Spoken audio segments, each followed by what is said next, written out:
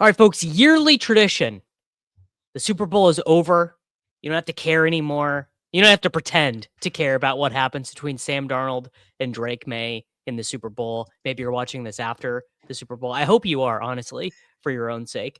Because, Corain, what we are going to do is we're going to take our first real look at the 2026 NFL draft class. We kind of had an all-timer in 2025. Looks like we're going to get multiple starting quarterbacks. Looks like we're going to get dynasty running back one overall. I mean, Genty probably will be the dynasty running back overall one at some point over the next 3 years. We have multiple top 10 wide receiver assets. We have some really strong tight ends, not just Harold Fannin Jr., but Colston Loveland and Tyler Warren. Some awesome running backs, right? I mean, if you look at the running backs from last year's class, like you just go through a list and you're like, oh, I spot started that guy, like Woody Marks sucks, but he was a starting running back. I do regret to inform all of you, 2026 is not going to be that good. We are not going to look back on this class the same way, I don't think. Yeah, 2026 is not nearly as strong of a rookie class as 2025, but it does have some strong players in it. So it's not, there's certain class, like the 2024 running back class, we thought was bad and was like pretty bad. But especially compared to strong years like 2025. But this year, you do have a Jeremiah Love, and you do have some kind of interesting guys, at least, that help round out the class. I think the running back class is in some ways the weakest part of the class because it's so thin, but you don't get a Jeremiah Love every year, even though I don't think he's quite as strong as Genty. We'll get into it. I was going to say, let's just start there. Jeremiah Love is on the thumbnail. I've already gotten a lot of questions about him. I did a video last week, just like 20 minutes, just kind of running through like the guys I expect to be the first round picks in dynasty drafts, like the first round rookie picks. And I immediately got some pushback on Jeremiah Love because I said the same thing. I said he's not quite Genty, not quite Elliott, not quite Bijan. Doesn't look that way in my stuff. Doesn't look that way in other people's stuff. He comes out ahead of Elliott for me, but I think Elliott was overrated a little bit, to be honest. Okay. Yeah, but he is behind Bijan and Barkley and Genty and Jonathan Taylor, and even slightly behind Gibbs. Gibbs was drafted 15th overall. We didn't think he would be, and then he was, but he was. So I think Jeremiah Love is probably more in that like second tier as opposed to one of these generational guys like a Bijan. But that second tier is awesome. I like guys coming in that second. That second tier is great. Breece Hall, I have there. Dalvin Cook, Joe Mixon, Zeke, Fournette, Gibbs, ETN. Like that tier, Melvin Gordon, Javonte, those guys are all in that tier. So for me, Love, and I'm assuming he gets drafted at 10th overall is what I have so I just have the projected picks that I have right now in the slap model are just what is pulled from mock draft database. So whatever is there is what I have for them. And I think mine might even be actually, I know mine are a little bit outdated because Jadarian Price is now a little bit higher than 79, and Nick Singleton is probably going to be a lot lower than 118 broke his foot. After breaking his foot. Yeah. So Love, like statistically, I don't think Love is in that top tier. If you were going to make a case that, like, hey, go outside, he's an elite prospect, it would be he shared a backfield with Jadarian Price, who's going to be the number 2 running back selected this year, most likely. Do you think that will hold? Do you think that will hold? Because I wonder if Coleman is one of these guys who had a little bit of a weird career, transferred between the two schools, but was like a pretty competent, rusher and receiver, played on 2 pretty good teams at Washington, got up to 12% receiver dominator rating. I mean, had 87 receptions in college. I do wonder if, just because Coleman has more of a track record, like I think Jeremiah Love had like 200 total touches in 4 years at Notre Dame or something. Like I'm not saying anything negative about Jadarian Price. I also wonder if this class is very ripe for multiple Teutons, in the sense that whoever comes in the combine and someone someone we don't even know weighs 218 pounds, runs a 4.38, and like interviews well. Like, I don't know. I mean, I'm just looking at some of my stuff, like Roman Hemby from Indiana. Again, like another, Hemby was like, who I was going to pitch there because I think he'll be fast. He's not going to be yeah, super duper fast, but he'll be okay. Singleton was probably a pretty strong candidate for that. Just to bet on he was like athleticism. the number one candidate because he was very good before he had to split the backfield with Katron Allen. But Katron is actually very interesting to me as well. To me, the bet on athleticism is Price. Like when I watch this dude run, I'm like, you are big and fast. This is a guy who I think will do quite well at the combine.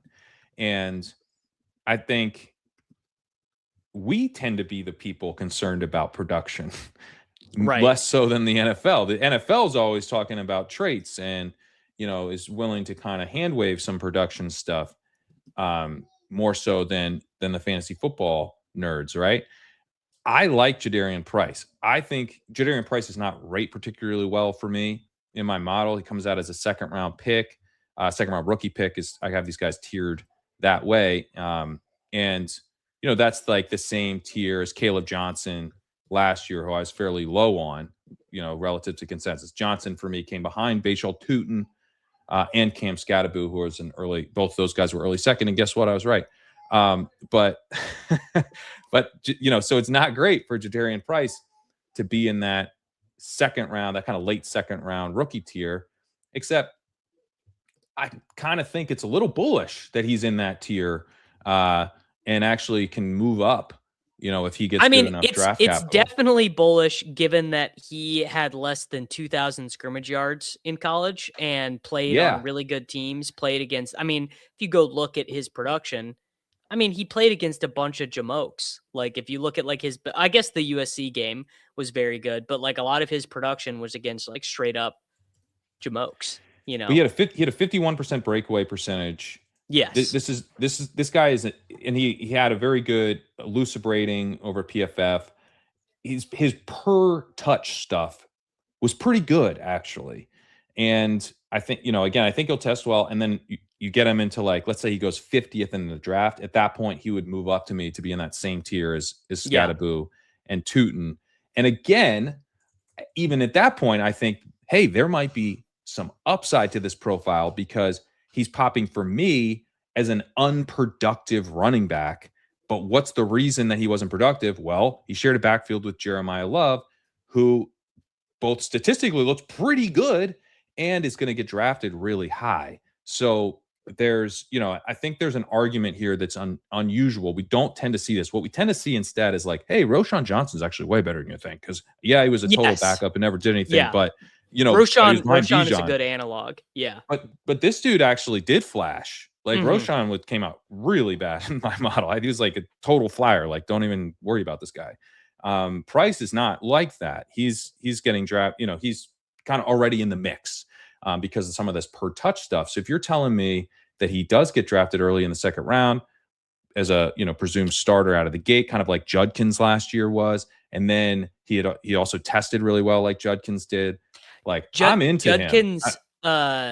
Judkins Henderson is another maybe good comp. Like maybe you would Henderson say is a little that Love is like the super version of the Henderson comp, and Price is maybe like the dime store Jadarian Price. But it's just gonna be so the way that the slot model works, the way that just to give people a sense of an idea of like when I say like, oh, this guy grades out poorly or whatever for me, the production score is insanely simple. It is receiving yards per pass attempt with a integer based bonus for doing it at a younger age. So if you're a true freshman running back or a sophomore running back, you're 18 or 19 years old and you have like, I don't know, 1.5 yards per team pass attempt or whatever, which is pretty good for a running back. That is going to make you look really good. You will get dinged a little bit for having no receiving production. You'll get dinged a good bit for having no receiving production, and then draft capital, and then actually honestly like a whole like 25% of my stuff is imputed right now because it's RAS. So I have relative athletic score Yeah. as the third part of it. So for a bunch of it, I mean, I couldn't even say what is actually going to be the final score, which is a bummer on Singleton because I think Singleton We'll would never know with likely, Singleton. Yeah. I was also wondering though, like, okay, he broke his foot in January, right? Well, the pro days are probably not going to happen till late March. We might get something from him. We might get a 40 from him. I don't think we will, because you watch like what happens with like Gunnar Helm and Xavier Restrepo, and like Well, I you think can. Restrepo maybe that You actually said it was was a his hammy. speed. He maybe, But that's what I mean. You're proving my point. Which is that, like, Legend is saying Xavier Restrepo is still running that 40. Actually, you can't unsee like a 5-0 or whatever. You know, you like literally no, you cannot. it's over. You know, it's like, well, I guess he was hurt, but like I'm never drafting him, and I don't want him in the building. You know, like that. That's kind of the. I just think he has a lot to lose because his reputation is built on kind of game speed, Yeah. right? Like, so he's not going to run, I would guess, unless he's, able to recover way quicker than I'm assuming, and then get in some kind of training program, because he needs to train for this stuff. So Right. that's where I think I just would bet we never find out. So what you don't like about Singleton was that it's again kind of Judkinsy in a way, where the production went backwards, where 1,000 yards rushing as a true freshman at Penn State. That's pretty good, right? Real school, real results. Contributed as a receiver each of his first 2 seasons. I mean, 308 receiving yards at Penn State as a sophomore is pretty good.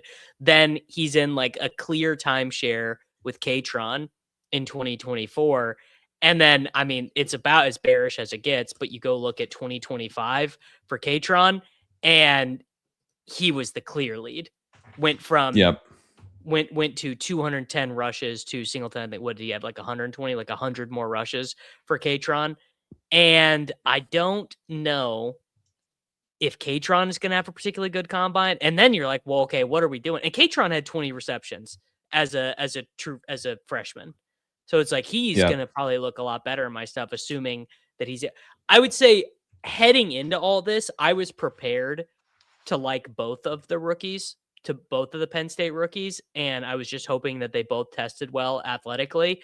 What would be a huge bummer, because it's a negative signal for both of them, is if they both end up being day 3 picks. That is like, oh, I don't know how you recover from that, Yeah. And I think there's a very, there's a strong possibility that happens. Katron Allen over on Mock Draft Database he's got consensus big board ranking of 105, and Singleton's at 99, and will kind of continue to move down because of the injury. So yeah, I think they're both probably 4th or 5th round picks at this point, which is a pretty big bummer, and they're kind of the bearish version of the Notre Dame situation, where we're starting to think, hey, we could be not only looking at 2 guys who go, round 1 and 2, but the top 2 running backs in the class actually shared a backfield at Notre Dame. So yeah, the Penn State one, it's a little more concerning. Nick Singleton's comps are not particularly strong for me at this point, and he comes out as a 3rd round rookie pick for me now. So like that's where Marshawn Lloyd was. That's where Devin Neal was. It's where Isaiah Davis came in, Trevor Etienne, DJ Giddens. Those are the guys from the last 3 years that are in that same tier. So, and that's with assumed draft capital of 150, which I don't think is unfair given the foot. Okay, we got to talk about my personal favorite, Adam Randall. Where are you at on Adam Randall? Because I'm drafting in the big board off the sidekick, and the sidekick is giving me some Hemby, giving me some Jamari Taylor. So what I have to know is, how can I turn you on to Adam Randall Hive? One way is Adam Randall could move up a little bit from 184 in expected draft capital. Hemby is a little higher. He's not going to. I've never been more certain that Adam Randall is going to be selected by a team in the 5th round. However, the team that takes Adam Randall, imagine he's Jaden Blue. He is Brashard Smith. He is Taj Brooks, where he is going to get drafted by a team where you're like, oh man, if he just gets on the field, to the moon. There's no chance the Jets, the Browns, like none of the Texans, they are not going to be interested in him. Yeah. The thing with Randall that's interesting is that he is a converted receiver, right? That's basically my favorite type of player that could ever exist. Yeah.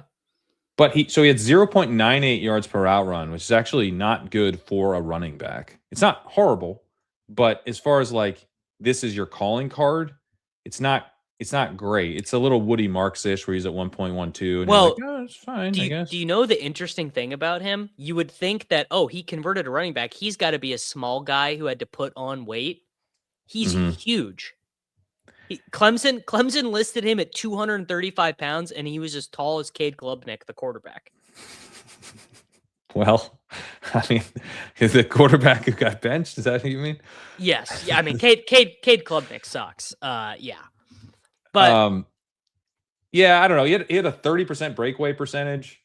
So I'm like, I don't. He's a battering ram, Corain. Okay. Let me. You know what? Let me give you a comp. He is Samaj Pirine, but after Samaj Pirine flamed out for the Commanders and then reinvented his career. Samaj Pirine. He's late career Samaj Pirine. He's reinvented Samaj Pirine. Okay, I mean that's me well because that comp actually worked. Where I'm kind of excited now.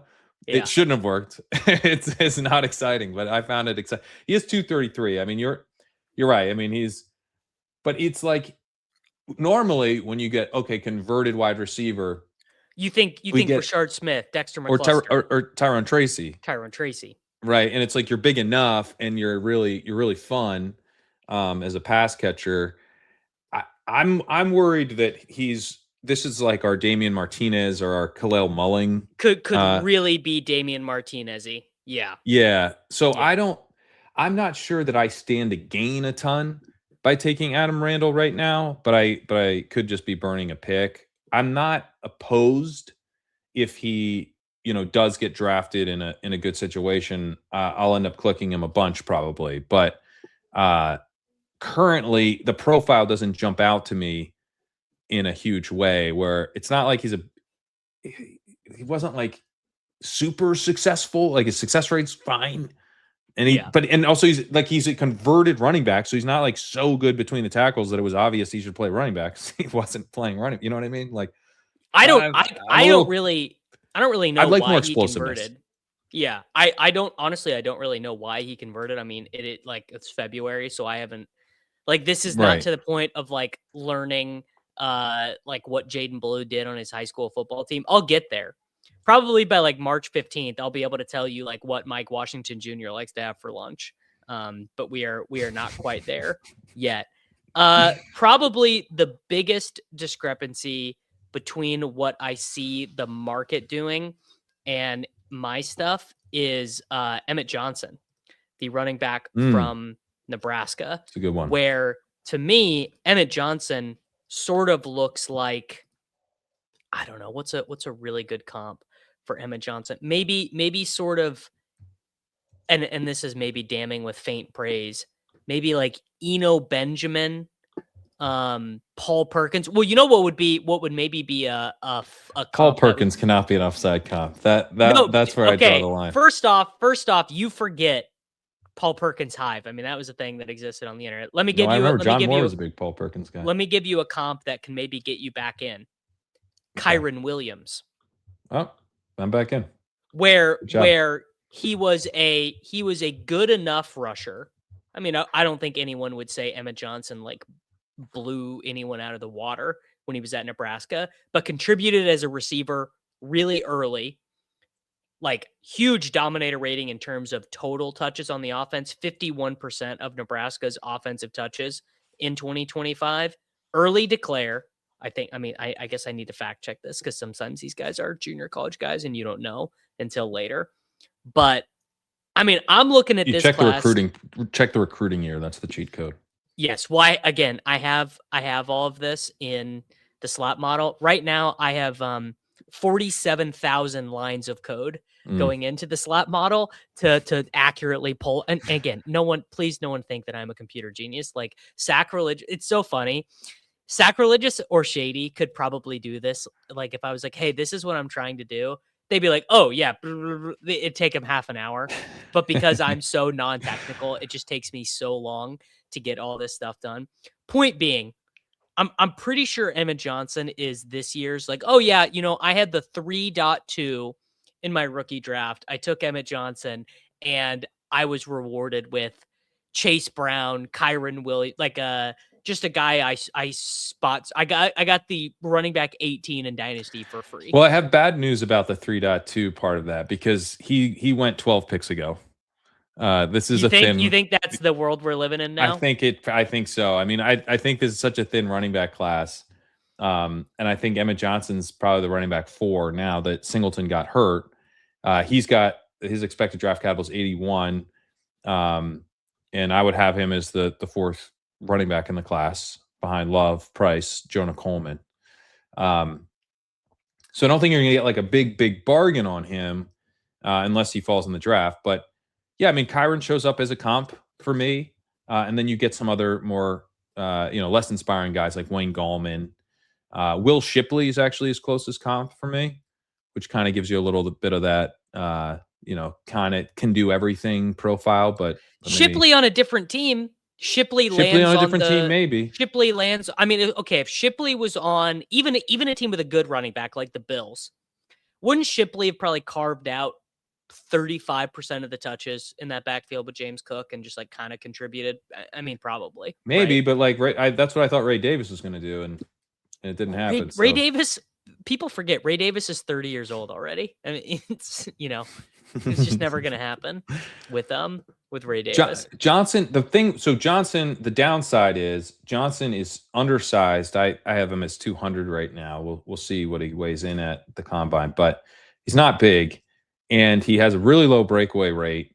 Not a huge tackle breaker, not some super impressive receiver. He's okay as a receiver.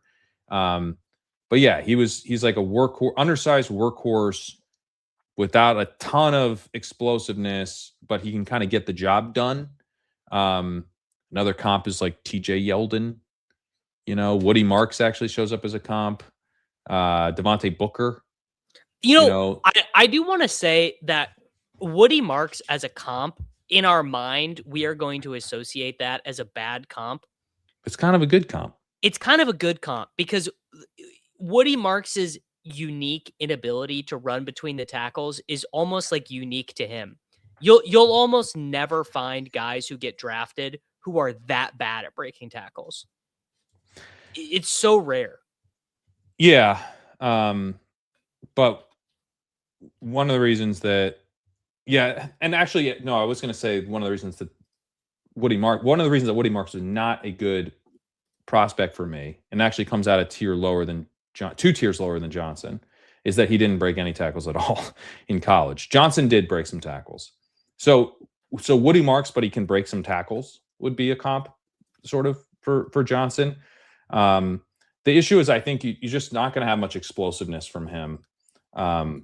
Kerryon Johnson actually shows up as a comp, which Kerryon Johnson struggled in college to break long runs and was kind of held up as this like going to be this explosive early down runner, and it kind of flamed out quickly. But you could get, I mean, like a couple years of like I think Kerryon Johnson was going at the 2-3 turn one year. Oh, if you got that in the second round of a rookie draft, you're psyched about it. So Johnson's definitely intriguing, and not that expensive. That's the thing with that I probably like best about Emmett Johnson. You can get him in the 130s right now in best ball, and I don't think he'll last to the third round of rookie drafts given how thin it is, but he won't be like middle of the first either. Do you have any guys who are like cheap, like literal like 4th round rookie pick, 20th round in the big board? Like, oh, I'm kind of interested in this guy. At running back, Yeah. I think Hemby. Hemby is going undrafted. And then Seth McGowan would be the other guy. So you mentioned Adam Randall. He's got draft capital projection 184. Hemby's at 156. McGowan's at 138. And these guys have things in their profile that jump out to me is kind of interesting. So I don't think either of them is like a total slam dunk, but let me pull up both these dudes. So Hemby comes in for me. Kind of like he's in the same tier as Katron Allen, as is Seth McGowan. Like the lowest tier before it's just like, hey, maybe you end up in a good situation. I'm interested. So there's like kind of leave the light on type of tier, but you're getting them for free. So, you know, I think with Hemby, why did Seth McGowan take 3 years off of college? I think he's got some. I think there's some off the field stuff with him, if I'm remembering right. Well, if he was an Oklahoma running back, yeah, I mean, look, I would certainly believe that. Oh, he went to Butler Community College, spending a season at Texas College where he did not appear in any games. He played barely at Butler. He committed a robbery. There you go. I think he went to jail, right? You got to scroll deep enough. You got to scroll deep enough on his Wikipedia page to get there. So Seth McGowan, jail. This is a thing the teams know about though, and it seems like he's still garnering some interest from the NFL. Drafted. So yeah. So Hemby and McGowan are like a little similar to Emmett Johnson in that they don't have great breakaway numbers, but they're somewhat interesting as receivers and reasonably decent tackle breakers. Hemby, I think, is, if anyone's truly Woody Marks in this class, it's maybe Hemby, but in a way where he was like a little bit more of a workhorse. And so you get, because the Marks outcome, in all honesty, is like pretty awesome. There's a lot to expect from this type of running back, but I think Hemby has like at least a reasonable chance of turning in kind of that, like, hey, this dude's okay, we'll lean on him. And he is completely free, as is McGowan. So those two guys, as you get to the end of the class, I think are totally fine dart throws. And I think a little bit safer to, not fall to the 6th or 7th round than a guy like Randall, because they've got the resume as traditional running backs. But it's not a deep running back class, I think is the other way to answer that question. No, it's not. This is the guy I have on screen here. Desmond Reed. He would be my, like, if I could wish cast one of these guys to the 3rd round, it would be him. He's like our generation's Dexter McCluster, just like an unbelievably productive guy at both Western Carolina and at Pittsburgh, who is probably going to run a 4.3, but sadly weighs 175 pounds. Oh, does he weigh 175 pounds? This guy's probably he's on the Xavier Worthy diet. I'm not sure. He's on the Tez Johnson diet. I'm not sure what he weighs. That's the issue with him, right? He's tiny. Yes, he is. He's very tiny. It's a huge bummer that he is so tiny, and I wish it was not the case. But he's also listed at 5'8". He's very. I mean, you just watch the games. He looks like a water boy. Like, he's very small. Yeah. So 4th round rookie pick. I mean, look, it's like, remember Deuce Vaughn? Here, I'll make you happy. I'm gonna plug in 50 is ADP. Yeah, with NFL draft capital pick 50, he would come in as the 2nd highest running back in this class. I was gonna say, if I gave him good draft capital, he would come up a good. I don't even have to change the weight. If the NFL was like, we don't care, he's 175 pounds, we're gonna feed this guy, he would be the RB2 for me. I have him currently as undrafted though, because I just think he's so small. And I mean, look, he probably is not going to get drafted. and his current draft capital projection, I think, is like in the 300s, maybe. Yeah. All right. Well, let's go to the wide receivers now. So we've got. Do you want to talk Jonah Coleman real quick? Like, or how into him are you? Yeah, I mean, I think I ultimately actually think Jonah Coleman will probably end up going ahead of Jadarian Price when push comes to shove. He had 300 more touches than Jadarian Price in college, got an extra season, played some high level games for Washington. Like he's kind of more. It actually, Crane, would not surprise me if he kind of ends up being the Hampton of this class, where you'll get to March and someone would be like, I actually think he's better than Jeremiah Love, which is like anyone who said Hampton. I hope not. Oh, dude, there were people who said Amari and Hampton was better than Genty. I know. We just get to that point of draft season where people have to start saying stuff like that. The best one will be if we can get Price is better than Love. Notre Dame was playing the wrong running back. Notre Dame was playing the wrong guy. If they played the right guy, they would have won the Natty. They would have made the CFP. There's someone out there. who wants to make that their take. I mean, I'm available. Sure it's available. It won't be. It's not. We're not gonna plant our flag on it. So someone else can. So here we go. I've got I don't know why Bub Means is showing. I'm searched 2026 in my GitHub. I don't know why Bub Means is at the top there. So we've got Carnell Tate has a 91 slap score, Jordan Tyson 86, Makai Lemon 83, Casey Concepcion 82, Denzel Boston 80. Now again, keeping in mind, these are all with fake RASs. They all have 68.9 because that is the way I have it calculated. That's exactly average. So that is going to change a good deal. So this is only with expected draft capital and their production score. I mean, I don't know if this is a hot take yet or not, and I'm waiting to see how tall he is, but Makai Lemon is my favorite to watch of the wide receivers. He, like, when I watch them play, I'm like, that guy just looks like a guy who's going to score a lot of fantasy points. So my current rankings of these guys, and like you, this isn't set in stone yet, but currently they come out for me as Carnell Tate being in kind of a tier 2 wide receiver prospect. Yeah. But he's borderline. He could make it kind of into tier 1, depending. Makai Lemon being a tier 2 wide receiver prospect behind Tate and pretty much locked into that. I don't expect him to fall or rise a tier. And then Jordan Tyson currently is a tier 3 that could get into tier 2 depending. So yeah, and this is just how the numbers come out for me. I have it Tate, Lemon, Tyson currently. So Tyson is tough because he is one of those guys who just barely played. He just kept getting hurt for Arizona State. Now, he was pretty instrumental to the really, really good Cam Scatterbo 2024 Arizona State team, 43% dominator rating, only played in 8 games at 22 in Colorado. So that would have been pre-prime, right? That would have been pre-Shadur, pre-2022. That would have been pre-Hunter. Again, only played 8 games, 43% dominator rating. Only played 9 games, then did the JSN and shut it down with a hamstring injury. 56% dominator rating for Jordan Tyson, but only 158 receptions overall. Just like truly, I mean, like 29 games is kind of just like nothing. And kept getting injured with multiple different types of injuries.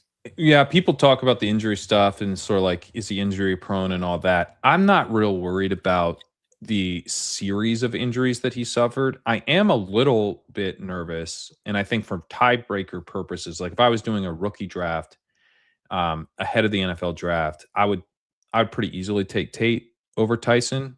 Lemon's maybe a different story. I think you could make arguments either way, but Tyson in 2022 suffered a torn ACL, MCL, and PCL at Colorado.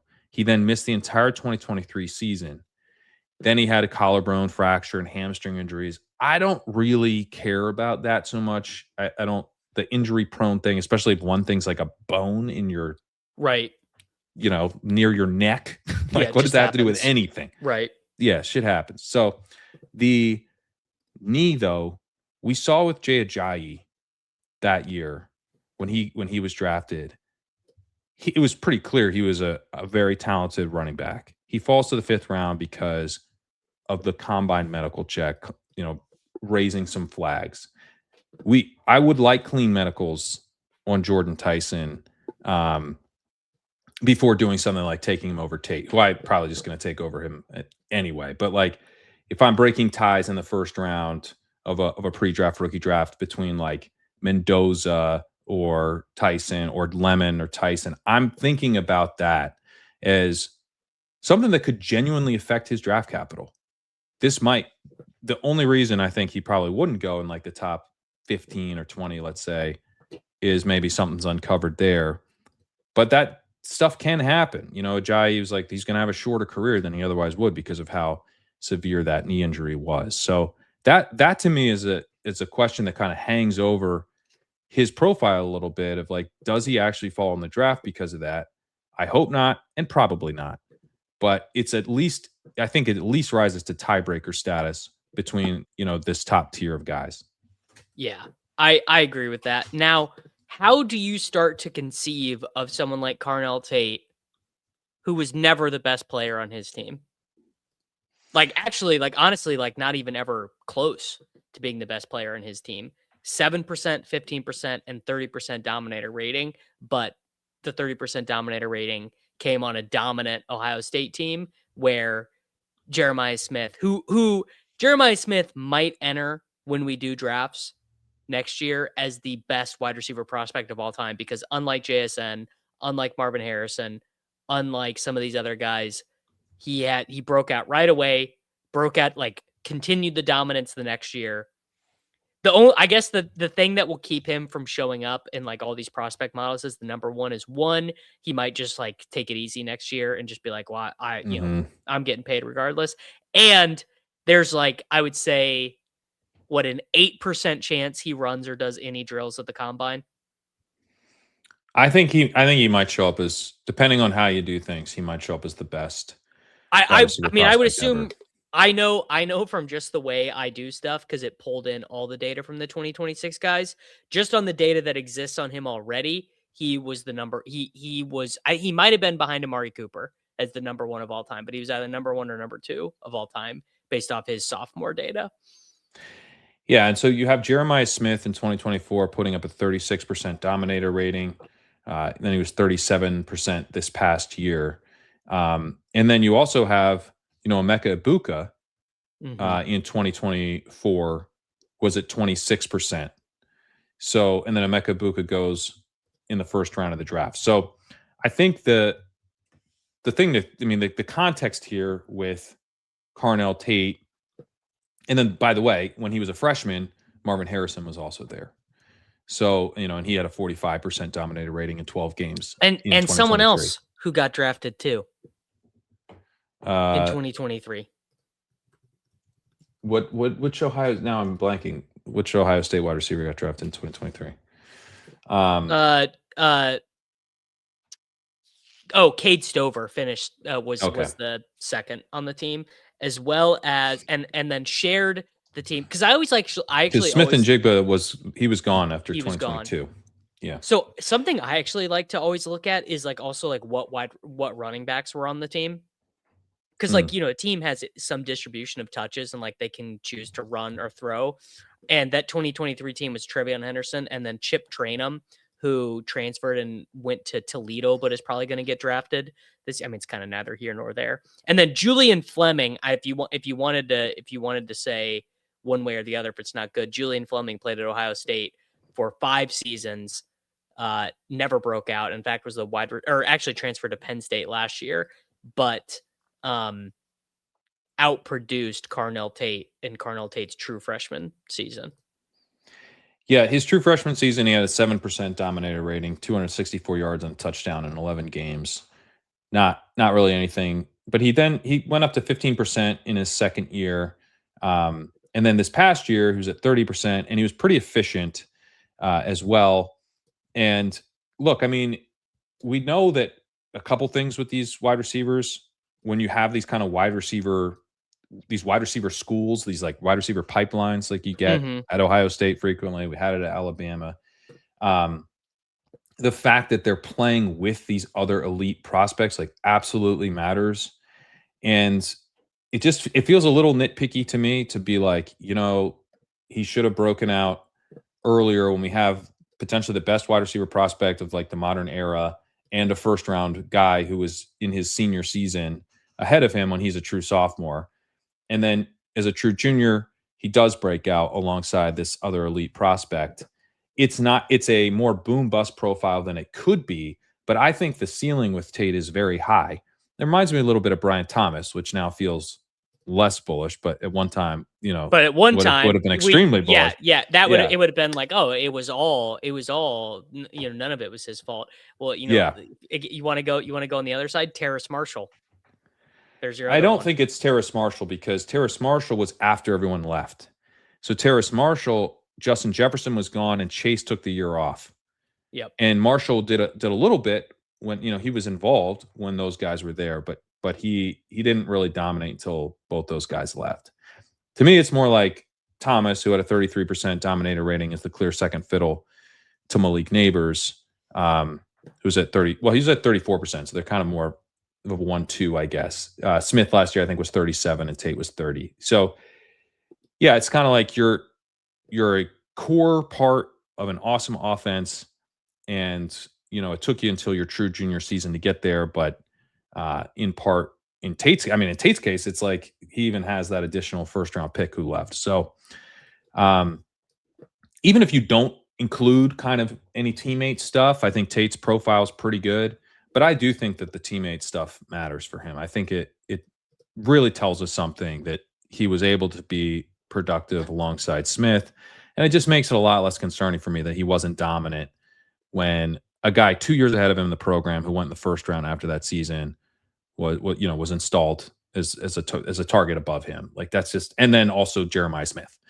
Like it's just not a big red flag in my mind. I would like more production. I always give me more production. I love production. And I think that kind of creates a little bit more safety than Tate's profile has. But this is a really high upside profile. I think he's going to test really well, assuming he does everything or does most stuff. I think he'll do very well. I was kind of hearing like, oh, he's sort of T. Higginsy and stuff. Like he doesn't look like that really to me at all. Like he looks very fluid and explosive. Now he's not a big yak guy, so I get that. But I think as far as like getting open downfield, he doesn't strike me as like this big kind of contested catch bully ball guy. Though he certainly can do it. It's more like I think he can get open. I think he could draw targets pretty consistently as well, which is obviously a huge, huge deal in fantasy. Yeah. And I almost kind of wonder if the NFL is swinging back his way, where like for the last couple of years, we've been really into the smaller, shiftier, across the middle, really fast, and I kind of wonder as is maybe Nico Collins more the archetype now as opposed to Amon-Ra St. Brown? Like which one of those two would you prefer? And it does feel like if quarters and like leaving a safety over the top, but like giving your guy is like something that you saw teams have a ton of success with this year is challenging that safety up on the top, like saying, okay, that's what you're going to do. You're going to leave me these one-on-one throws. Like, okay. It's one of the things Drake May has really excelled at with Kayshon Boutte is, all right, I got the one-on-one throw. All right, let's go. JSN too, actually. I mean, JSN is not the same physical archetype, but has been winning that way. Yeah. Where he's got this really, I guess JSN's overall ADOT is not that high, but like he does have a lot of throws deeper than 20 yards down the field. And I feel like Tate can be successful as that. Whereas Lemon, much lower average depth of target, but man, right. I mean, he just, and I guess honestly, a lot of my still very efficient. Career yards per target of 11. Tate's at 11.6, despite an ADOT that's almost 3 yards lower. Yeah. I mean, Lemon's yak stuff is insane. Now, he might show up at the combine and weigh 185 pounds and be 5'10". Just like Yeah, wouldn't love that. you don't love that, which is actually kind of funny because his teammate is the exact opposite, Jacoby Lane, who I actually like a little bit more than consensus is like 6'4", 200 total perimeter kind of bullying wide receiver. Now, Concepcion, I mean, you just build this guy in a lab for me, right? He's like crazy small, crazy fast, crazy good returner, broke out at 18 as a true freshman at NC State, transferred to Texas A&M, and I actually have this little bit of color that I've been liking to apply to Concepcion, which is that his final season dominator rating maybe doesn't look quite as good as we would like it to. Only 31% after having a 43% dominator rating as a freshman. I don't know. I'm not a Texas A&M fan, so I'm not plugged into the reasoning for this. But this guy Mario Craver, who played for them, had like the most absurd 3 games to start the season for Texas A&M. He had like 550 yards and 6 touchdowns in their first 3 games, and then didn't top, I think, 75 yards again in a game for the rest of the season, while Concepcion's stats were basically all the same in 2025. Again, I don't know if it was, oh, they were putting 4 guys on Concepcion. Like, I do not know, but I do know that it's skewing the distribution for Concepcion a little bit because they like didn't have a third wide receiver to speak of. And their quarterback play was like very uneven.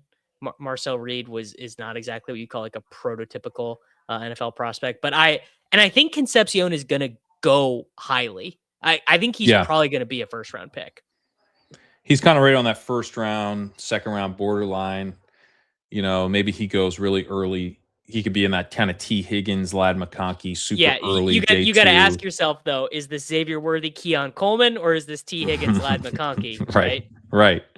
No, it's true. And one of the things that's funny to me about Concepcion is that he kind of has some elements of really fun and exciting profiles, and then some elements of really concerning profiles.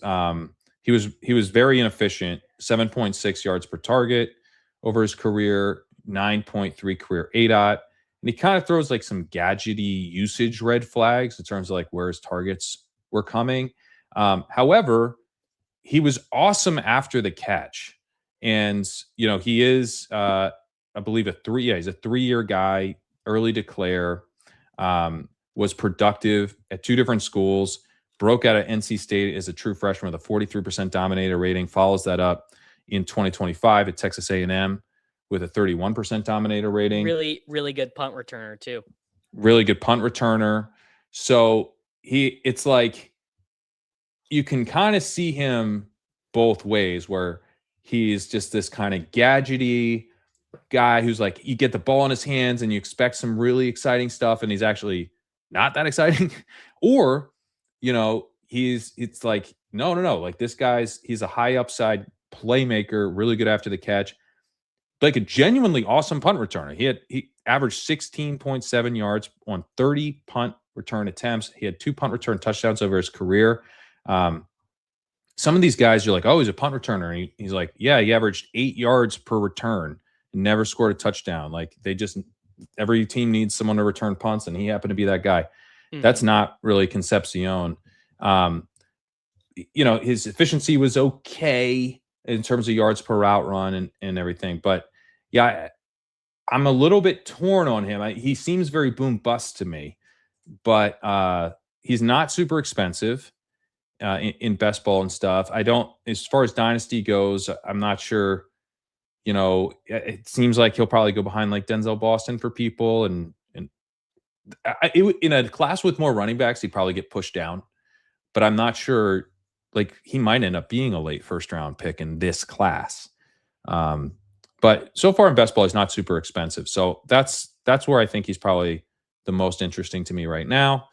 And I do think he's a target where he currently goes. He's at like pick 130 in the big board. Some other really interesting guys for me in this class: Skylar Bell, who's old, but like just insanely. I just am always kind of intrigued by these guys who have like almost like comically productive seasons. 101 receptions, 1,200 yards, 13 touchdowns, 39% dominator rating, 2.94 yards per team pass attempt his final season at UConn. I'm just always kind of like, well, hey, maybe you were that good the whole time and you were just, something was, I mean, you played at Wisconsin. So like they didn't even know the forward pass existed in Wisconsin. Antonio Williams. I am not that intrigued by his profile, but like a couple of the big mock draft guys have put him in their top 50. I think Daniel Jeremiah just put him in his top 50. Malachi Fields, another guy who I think kind of got screwed by NIL. We haven't not talked about NIL and all that stuff and its impact on this class. But I mean, like, look at 27%, 30% dominator rating, then transfers to Notre Dame. Again, another team that just kind of is happy to run the ball. Super, super productive those 2 seasons. I mean, the 27% dominator rating, pretty strong there for a junior who had not played much. And another very weird one, and this happened to Jaden Ott, who we didn't discuss at running back. Yeah. So this is, this is my college football team, so I should maybe have more insight to why they do this. I don't really know why they do this. They get these highly touted guys out of the transfer portal. They bring them on the team. They pay them money, and then they're just like, nah, dude, you're not it. We're not going to play you. Like, Deion Burks got outproduced by this fella, Isaac Satania, who I don't even really think is a prospect at this point. But, I mean, that final season at Purdue, insane. 36% dominator rating. Again, Purdue, not a team that throws the ball a ton. Barely plays in 2024, and then is kind of relegated to like a partial player in 2025 for Oklahoma, but like was a highly recruited guy, like well regarded. Like I bet if you go look at 2023 Devi rankings, I bet that Deion Burks is pretty high up there. But I don't know. There's kind of lots of guys like this in the class. Ted Hurst. Ted Hurst is kind of interesting. Yeah. Ted Hurst, Malachi Fields, I think are kind of interesting. Omar Cooper is somewhat interesting. I do think, Skylar Bell is somewhat interesting for sure, based on kind of draft capital. Elijah Surratt, I think, is maybe a little more interesting even. He and Cooper are hard evals. I feel like Indiana is kind of hard to evaluate because they were just so dominant. They were so much better than everyone else they played. And Cooper actually ends up with more yards than Surratt in the end, which is just kind of interesting. Yeah, I like Surratt better, but that is fair. And they go, these guys are fairly cheap though. They're guys I'm excited to dig more into. Jacoby Lane, I think is interesting as well. And then some guys you didn't mention that I think should be on the radar for people. Zachariah Branch, who is in that same kind of mix, like with Casey Concepcion. Yeah, I love Zachariah Branch too. Yeah, I mean, he's not like a smash for me by any means, but it's like, hey, this dude is not being drafted at like 100% clip right now in the big board, and he should probably be going a little higher because he might go early second round in the NFL draft. Speaking of returners, Zachariah Branch, 20 yards per punt return with a kick return touchdown and a punt return. I mean, like crazy good usage for him. 2024 USC was like a all-time, like people talk about the Arizona State season where everything blew up for Jaden Daniels and Ayuk and all those guys, and they just like kind of toss it out. Very similar deal for 2024 USC. And then the degree that he dominated the Georgia passing game, I mean, I don't really know if you see stuff like this anymore for competitive college football.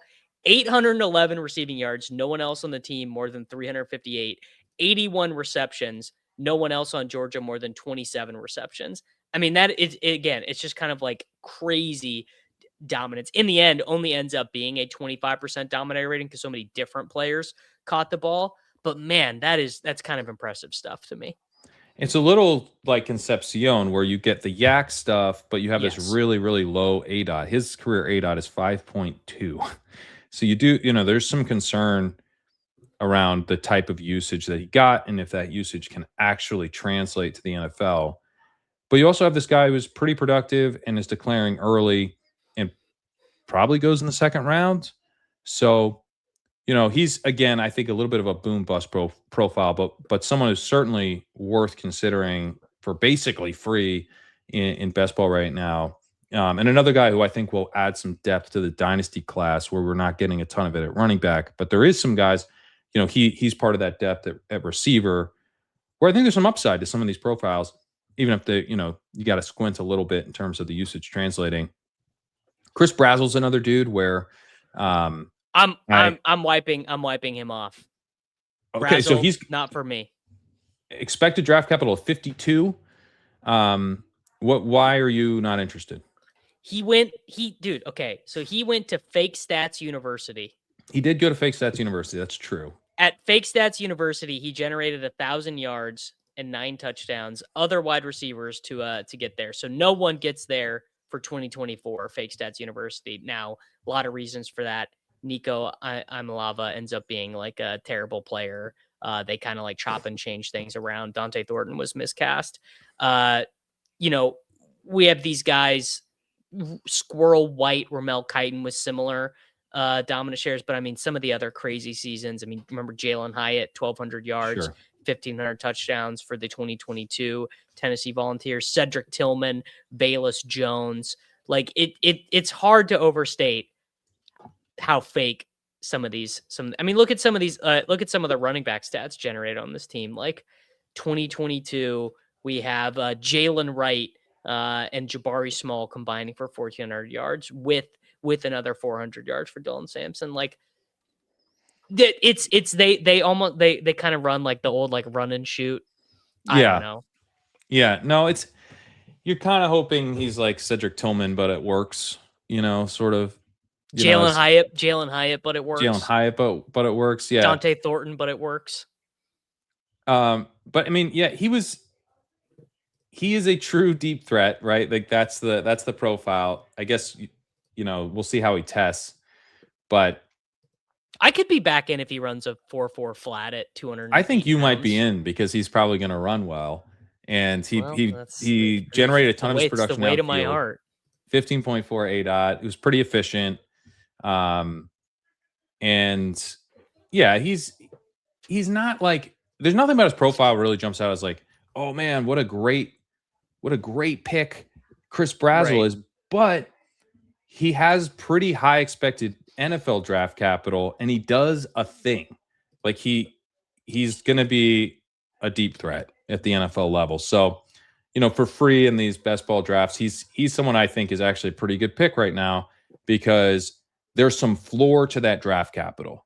You're not worried about him being like inactive the whole season if he's selected at pick 60 or even pick 70. Like he's got a pretty good chance. Now you get into the third round, it becomes more likely that he never carves out a role. But especially if he's in like the 40s or 50s, sneaks into the end of the second round in the 60s, then he's pretty likely to have a role down the stretch. And for what you're paying in drafts, like that's already a win because he goes at 220 right now, the big board.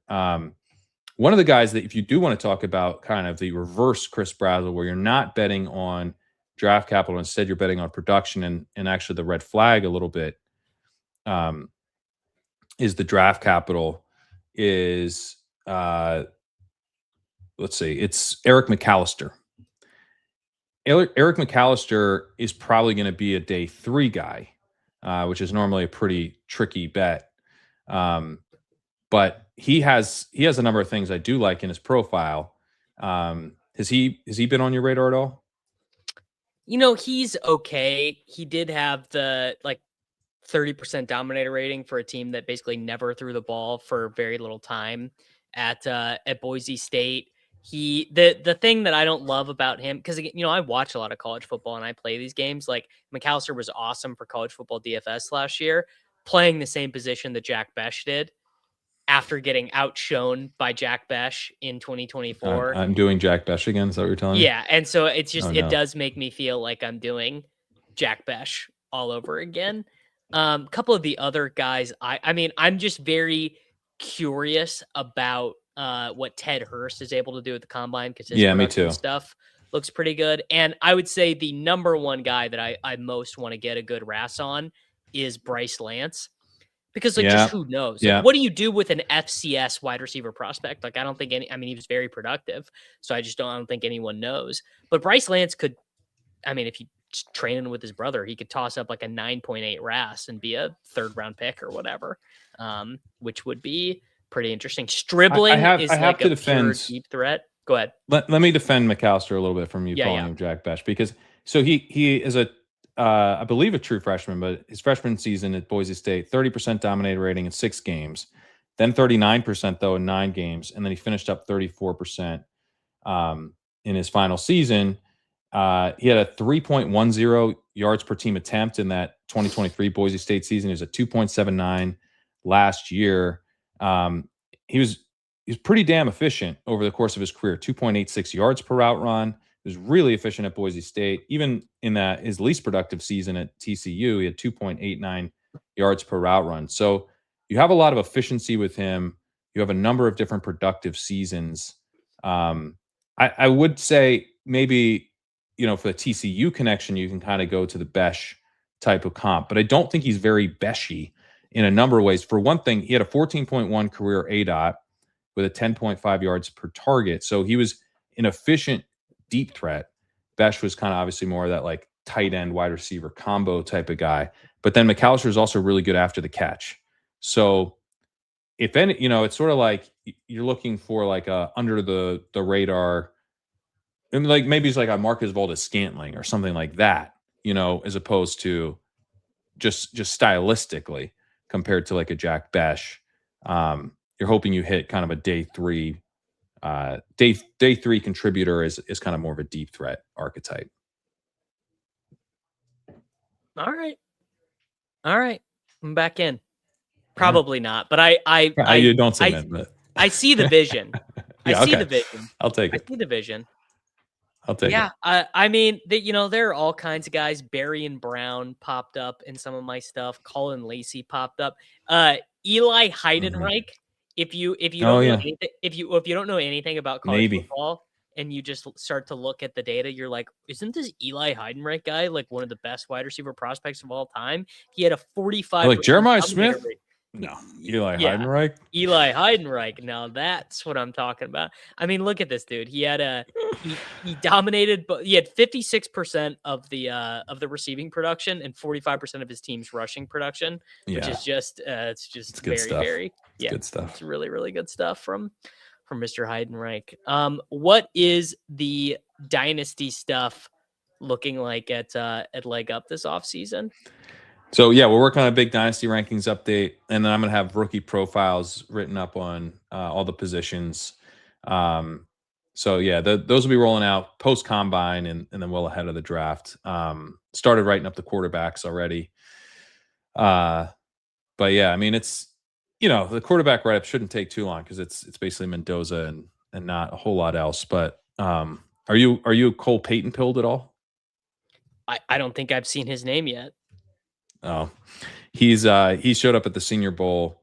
He's a big guy, real big. Cole Payton, 221. He's like 6'4", 221. Oh no, actually, I think he's sorry, I had the wrong measure. He's like 6'2.5", 229. He's got 10.125 inch hands, as measured at the Senior Bowl. He is the North Dakota State quarterback. He was behind Cam Miller. He took over. He's like a gigantic dual threat. That maybe he's the next Taysom Hill. Maybe that's how I sell you on him. But I mean, I'll tell you this: catnip for me. Any North Dakota State, South Dakota State, Montana State, or Montana Grizzly quarterback who converts to a different position in the NFL, Tommy Mellott, Cam Miller, these guys. I mean, I will hold these guys on taxi squads in Dynasty like my entire career. Like I was begging for Cam Miller to get a start for the Raiders last year. Oh, me too, man. Yeah, Cam. So I think he's kind of at least as intriguing as Cam Miller, maybe more depending on the draft. And it tells you a lot about the draft class behind Mendoza that he's the guy I want to talk about after Mendoza is the other thing I would say. Oh, okay. We'll get out of here on this real quick. Kenyon Sadiq, Eric Ebron, Kyle Pitts, or Brock Bowers. I would say he's probably Eric Ebron. Yeah, real Austin Safarian Jenkins, Jason Morrow vibes emanating from Kenyon Sadiq for me.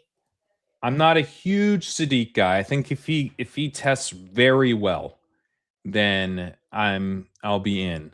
But I'd really like to see the athleticism with him, given a production profile. I was like, oh, I guess the box score scout hasn't been updated yet. It's like this guy. This is the guy that we're going to be taking in the top 20 picks of the NFL draft. There's a very good chance he was not the best tight end on Oregon last season. Yeah, I don't know. It seems that he seems a tad bit overhyped. Not to say that, he's not an intriguing prospect, but I play catch up on this stuff, and I thought, it's like Loveland, Warren again, and I don't think again, if he's like an uber athlete, then sure, but I think given what we currently know about him, I would say he's probably tier below those guys.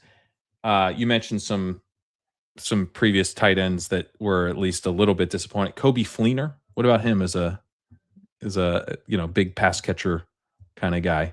Fleener stuck around and was productive in fantasy. Eifert, there you go. Eifert's really good. Yeah, he's probably going to be in the same tier as both those guys for me, and not in a tier below Warren and Loveland. And by the way, those guys are a couple tiers down from Bowers. Bowers is about as good as it gets, and Pitts. I still have Pitts as the best tight end prospect ever.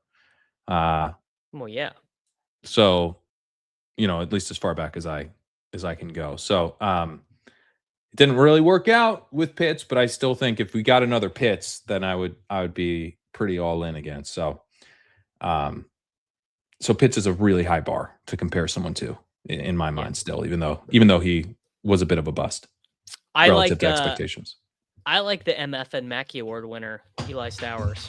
He's converted quarterback, just kind of more my style. Yeah, I'm not a huge fan of the Stowers and what is the other guy? Max Clare. Clar. Yeah. They seem like guys who could emerge over time to me, and not guys I want to bet on to contribute immediately. Yeah, what a real Colby Parkinson vibes.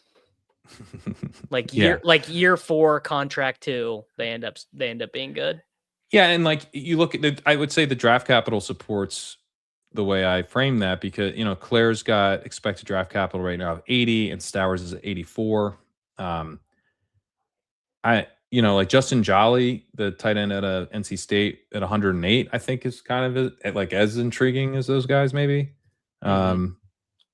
Which it kind of tells you that I don't think they're super intriguing. I prefer those guys to Jolly, but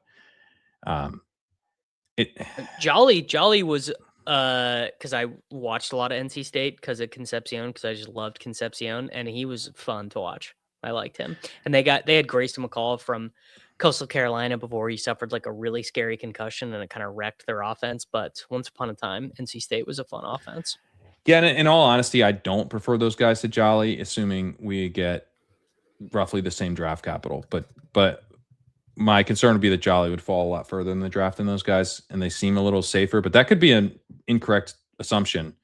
If you just told me they all got drafted pick 90, I'd probably take Jolly first of those guys. Yeah. All right, everyone, make sure to like the video if you learned something. Make sure to subscribe to the channel. If there were any prospects we did not talk about that you want us to cover the next time we get together, comment them down below. I will add them to the list. The slap model is not quite ready to push to production. I need to do like one more check and make sure I have all the birthdays right and all that stuff. It's actually like a lot harder than you would think. I thought this. You need to make sure that Bub Means projections dialed in. Well, I have slap scores for every player all the way back until 2015. Okay. So that's why Yes. Bub means in there. Got it. I just typed in 2026 on GitHub, and but Bub means must add. He must add sequentially 2026 like in his production score or whatever, like down to like the 10th decimal place or something. It had to have been makes sense. that. But yes, that will be up for people on patreon.com/Davis Mattek. We will have a dynasty roundtable with Jacob relatively soon. Corain, I assume you're going to have updated dynasty rankings on Leg Up probably after the Super Bowl. Yep, that's the plan. Okay. All right, folks. There you go. Like the video, subscribe to the channel, Sidekick if you're drafting in the big board over on legendaryupside.com, and we'll see you back tomorrow.